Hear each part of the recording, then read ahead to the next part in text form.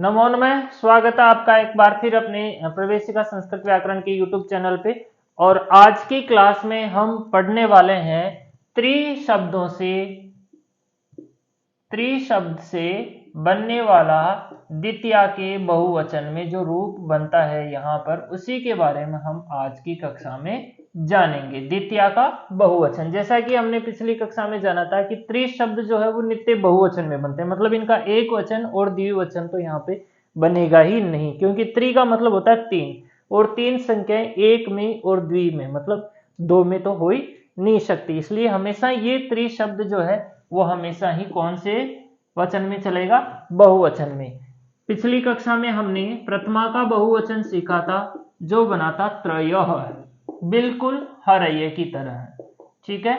और आज की कक्षा में हम द्वितीया का बहुवचन यहाँ पर सीखेंगे और द्वितीया का बहुवचन बनेगा त्रीन, ठीक है।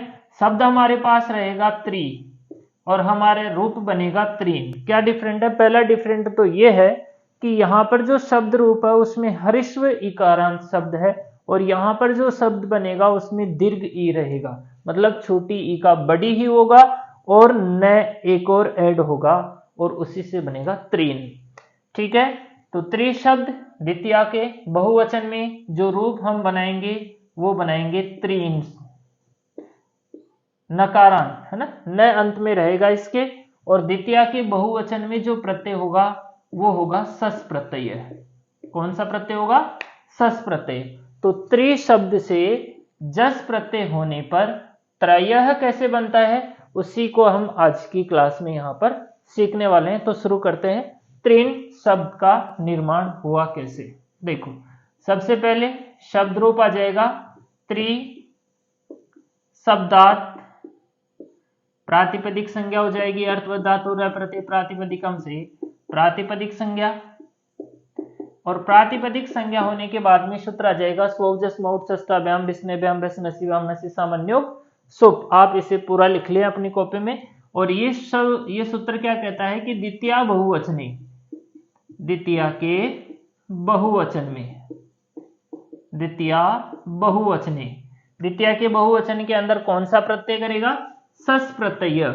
कौन सा प्रत्यय यहां पर हो जाएगा? सस प्रत्यय।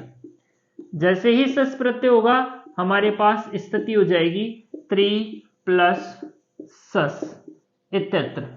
देखो हमारे पास स्थिति क्या हो गई? त्रि प्लस सस। यहां पे थोड़ा सा समझ लेते हैं हम। त्रि प्लस सस, सस एक प्रत्यय है। कौन सा है?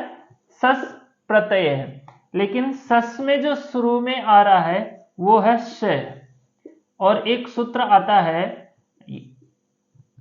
लशक्व तद्धिते। इस तरह से एक सूत्र आता है, वो कहता है कि प्रत्यय के शुरू में यदि ल, श और क का परिवार, इनमें से कोई सा भी अगर सदस्य होता है तो उसकी यहां पर क्या हो जाती है? इत संज्ञा हो जाती है। और जिसकी इत संज्ञा हो जाती है उसका क्या हो जाता है? लोप हो जाता है। और इस तरह से जस सस में से स का लोप होने पर हमारे पास शेष बचता है अश। आप चाहे तो इस सूत्र को यहां पर लिख सकते हैं, और नहीं लिखना चाहे, हम शॉर्ट में करना चाहे इसको, तो हम लिख सकते हैं यहां पर अनुबंध लोप। अनुबंध लोप का मतलब होता है कि स की इत संज्ञा होकर के उसका लोप हो गया है। और यहां पर स्थिति हमारे पास बच गई है त्रि प्लस अस इत्यत्र। देखो सस के स का लोप हो गया और हमारे पास बचा क्या?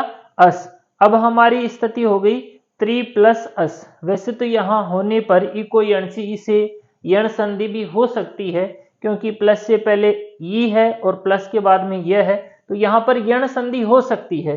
लेकिन यण संधि नहीं करके प्रथमा और द्वितीया के अंदर जो हमारा सूत्र है वो यहां पर आएगा, और वो सूत्र है तस्मात् सो नपुंसी से पहले हम सूत्र लिखेंगे प्रथमयोः पूर्व सवर्ण है। देखो तस्मात् सो नपुंसी भी आएगा सूत्र, लेकिन उससे पहले प्रथमयोः पूर्व सवर्ण है। क्यों लिखना आवश्यक है? क्योंकि तस्मात् सो नपुंसी जो सूत्र है वो ये कहता है कि भाई साहब जहां पर प्रथमयोः पूर्व सवर्ण है सूत्र आ चुका हो पहले से, तो वहीं पर मैं आऊंगा, अन्यथा मैं नहीं आऊंगा। इसलिए हमें प्रथमयो पूर्व सवर्ण सूत्र को पहले यहां पे लाना आवश्यक था। ये सूत्र करेगा क्या, इति सूत्रेण पूर्व सवर्ण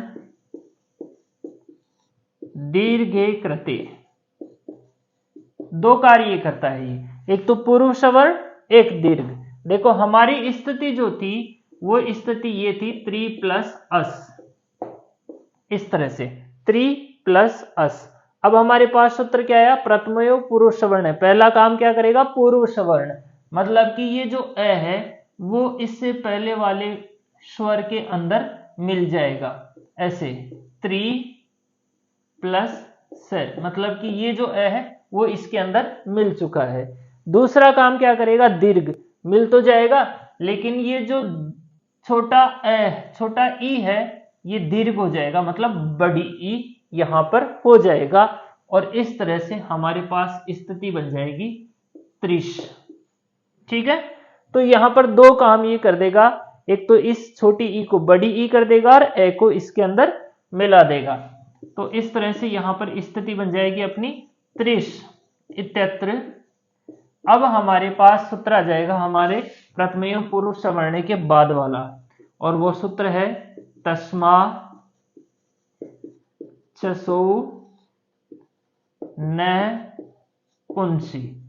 तस्मा चसो नपुंसी क्या कहता है कि ऐसा सस, सस नहीं है यहाँ पे, इसको हम पढ़ेंगे सस, ऐसा सस जो पुरलिंग के अंदर हो और जिसमें पूर्व सवर्ण हो चुका हो, तो उसके स को मैं क्या कर दूंगा, न आदेश। उसका जो स बचेगा, सस का जो स बचेगा उसको मैं कर दूंगा न, क्या कर देगा वो, न।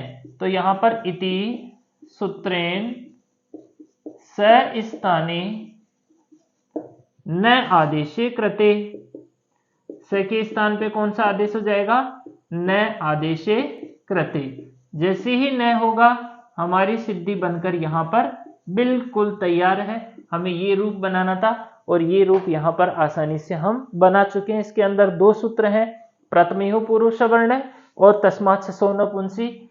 सेम हम इसी तरह से सिद्धि बना चुके हैं हरि शब्दों से द्वितीया के बहुवचन में। हरिन बनाया था, आज हम बना रहे त्रीन। सेम यही सूत्र इसी सिद्धि के अंदर काम में आए थे और यही सूत्र इसी सिद्धि के अंदर काम में आए हैं। आगे चलकर आप इसमें लगाना चाहें तो अटकुपवाम नुम वय वाय अपि सूत्र इसमें लगा सकते हैं, जिसका हम पदांतस्य से निषेध कर देंगे। उसका आने का यहाँ पर औचित्य बिल्कुल भी नहीं है। तो अटकुपवांग नुम वय वाय अपि आएगा और कहेगा कि जो न है उसको मैं न करूंगा, ये जो न है इसको मैं न करूंगा, ऐसा कहता है। और अगर ऐसा होता तो हमारे पास यहाँ पर रूप बनता त्रीण, इस तरह से, जबकि हमारे पास बना क्या है, त्रीण। तो उसका औचित्य पदांतस्य एक सूत्र आता है, वो कहता है कि अगर न पद के अंत में हो, सबसे लास्ट में केवल न बचा हो, तो वहां पर न को न नहीं होता है। और इस तरह से यहां पर वापस त्रीण का त्रीण ही रहता और इति रूपम सिद्धम यहां पर हो जाता। तो आज की कक्षा में हमने पढ़ा त्रि शब्द से बनने वाला द्वितीया का बहुवचन का रूप त्रीण सिद्धि हमने कुछ इस तरह से बनाई, बहुत ही आसान थी। ये प्रथमा त्रय हम पहले ही पढ़ चुके हैं। द्वितीया के अंदर हमने त्रीण बनाई, सस प्रत्यय हुआ, सस के स का लशक व तदित से इत संज्ञा होने के बाद में यहाँ पे पुरुष सवर्ण हुआ और स का यहाँ पर तस्मात् चसो नपुंसी से न हुआ। अटकुपवांग नुमवे वायपे से हम नत्व करना चाहते थे लेकिन पदांत से यहाँ पर निषेध हुआ। तो ये था आज की हमारी अच्छी क्लास। लाइक करें, शेयर करें, सब्सक्राइब करें। Thank you.